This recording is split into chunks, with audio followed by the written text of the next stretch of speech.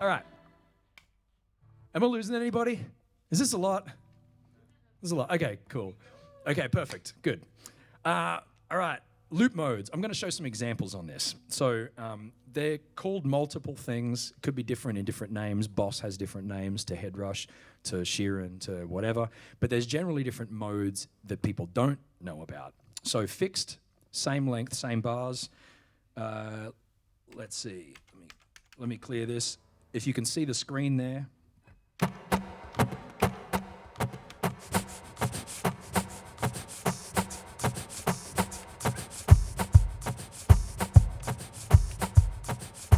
Oops.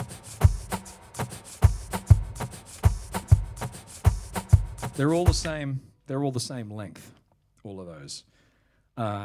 Sync or multi is a ratio of the first track length. So whichever the shortest length is, for example, this one that I just turned on and off, you can have a ratio of that. So let's say I'll re-loop something over this. You're not gonna, I guess.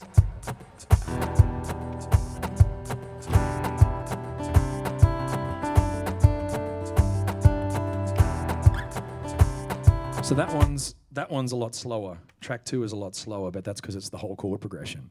The good thing about a multi-track looper that has the sync mode or the multi-mode is if you've got a long chord progression and you've just got a single track looper, you have to loop a beatbox for the length of the whole chord progression. And then you got to do the kick or the bass or the whatever, the shaker for the whole length of the chord progression. Whereas this,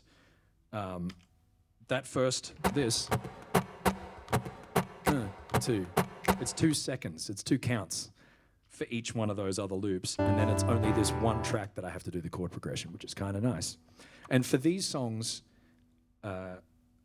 later on I'll probably do another example of this, but these songs sometimes, if it's got a really long chord progression, if I'm covering a Taylor Swift song, Blank Space, right? It's got a really long, simple, but really long chord progression. So I will loop a percussion loop, and then I'll just start playing and singing, and while I'm singing the first verse, I'm doing the whole chord progression, because I don't want to bore them with doing all of that, and then I'll play the bass line and the chorus. So I'm kind of like multitasking a little bit, and they're trying to cheat. Then you have what's called song and band. I don't use this yet, but there's a lot of people who do and do it well. At some point in the future, this is this is what I would use it for, is if I want to pre-record something, and if you have multiple parts. So there's 2 different ways to do this. Let's say I've got 4 tracks here. I can set up on track 1 and 2, I can set up my shaker, beatbox. Track 2, I can set up the drums. Track 3 and 4, I can say track 3 is the verse and track 4 is the chorus, because they have different chord progressions. So if I set up song mode, for example, I can have track 1 and 2 play, which is all the beat, and when I hit track 3, it toggles 4 off. So it only turns on when I turn the verse on, it turns the chorus off. And then when I hit the chorus, it turns the verse off. Does that make sense? So you can set up a different chord progression for the chorus and the verse.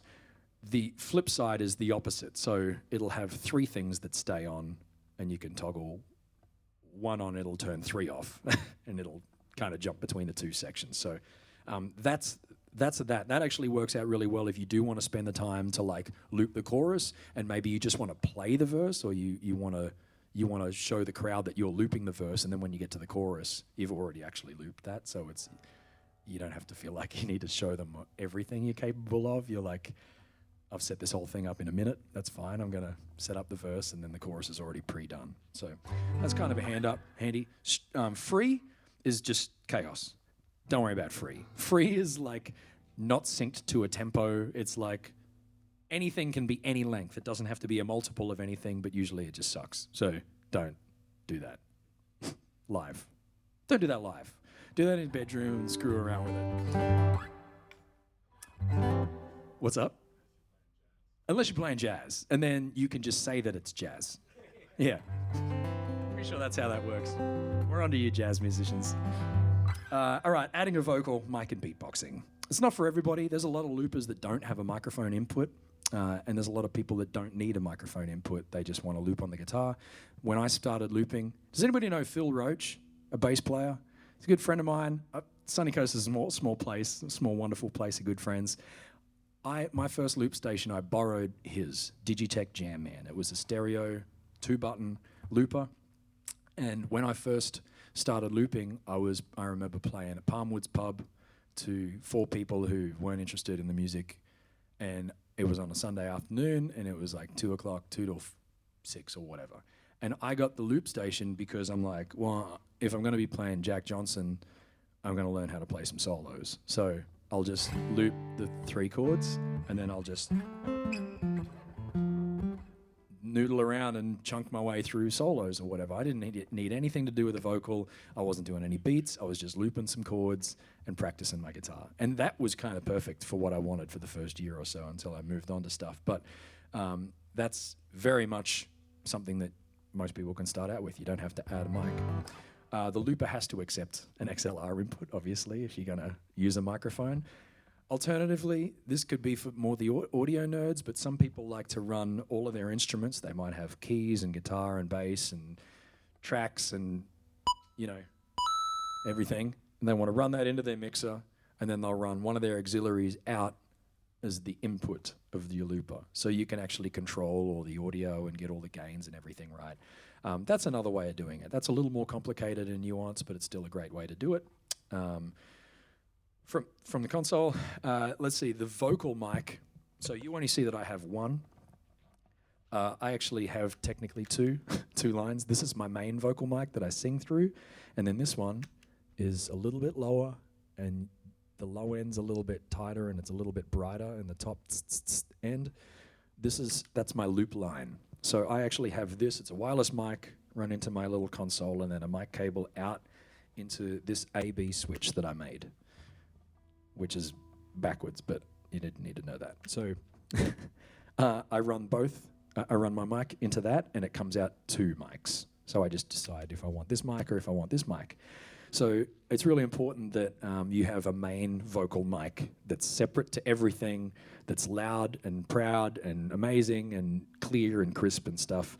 And then your loop mic, I find it better to have it a little lower, because when you beatbox, you're louder, right? And then anytime you add harmonies and stuff, you kind of want them to sit back in the mix. So looping I can have 40 different things that I've just looped. And I can't control the guitar volume when it's the second thing that I put in 40.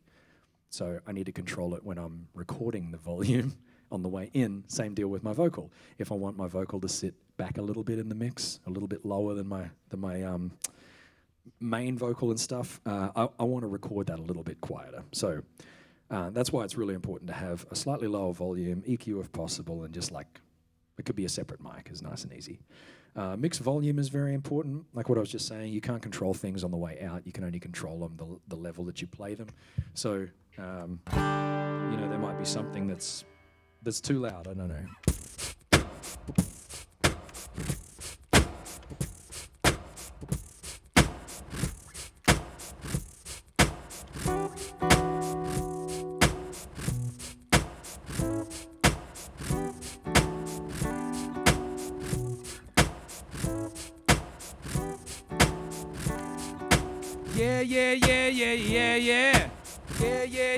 Yeah. That's way loud. Yeah. I need a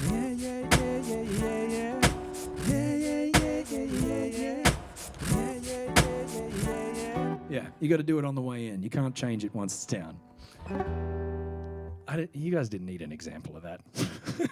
Nobody needed an example of that. Let's see, the mute switch and A/B switch. The A/B switch is handy because I'm using one microphone for 2. It's cheaper. It's great. The other reason that it's amazing is it mutes this main vocal when I click it over to this one. It shuts that one down and it makes this one open. Whereas what I used to have, and what a lot of people have, is 2 microphones. They've got a loop mic and they've got a main vocal mic. The problem is when you go into your loop mic over here, your main vocal mic's still picking up everything. And especially if you have a wedge on stage, if you're beatboxing now and you're getting real loud and you're putting bass down and you're doing all of this stuff, then your main mic is picking it up and it's adding more noise a bit of a feedback loop. It might not be like feedback, but it's adding more stage noise, and that's getting louder. And then it's going into your loop mic that you're now beatboxing into. And what happens is you've built this big, beautiful song, but you've got this throughout the whole thing that's just been progressively getting louder because both of your mics are on. So one way to do that is to have a mute switch or just a microphone, a loop microphone that's got a little off switch. The best way to do it, the most ideal way, about the same price as a loop switch, is just an AB XLR switch. There's a lot of brands that do them. They're not too crazy. I built this one because I wanted that cable to come out there, this one to go in there and out that way. That's the only reason I built it. I'm a geek like that. But people can build them. They're a wonderful thing, and you can use them for a lot of other things, not just live. Let's see. Techniques, beatbox, and breath. People feel like you need to be this insane beatboxer. I don't even claim to be a beatboxer. I can just breathe rhythmically in time kind of thing. That's all you really need. The more like you need, that's all you need to be a beatboxer. You don't need the, you know, some people are like crazy with it. You just need to be real breathy, and then you can add all the beat bits.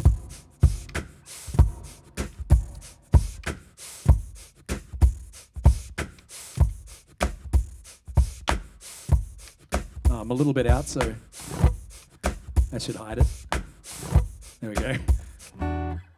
Yeah, you can just be real breathy with your beatbox. It doesn't have to be fancy. It's just, think of it like as a hi-hat. I think about my percussion loops as like a downbeat kit, like kind of a percussionist, shaker, tambourine kind of guy, and then somebody who's just on kicks and snares. And so I'll break it up. I'll usually lay it down as the shaker guy and then the kick snare guy. And then combined, it's like, whoa, let's go. The whole band's in. But if you can split them on two different tracks, you can have like a downbeat chorus, a chill chorus. And then you can, when it's kind of the second chorus, the big one, you can bring the whole band back in and you can kind of have people playing off each other. It's kind of nice. So that's a quick beatbox tip.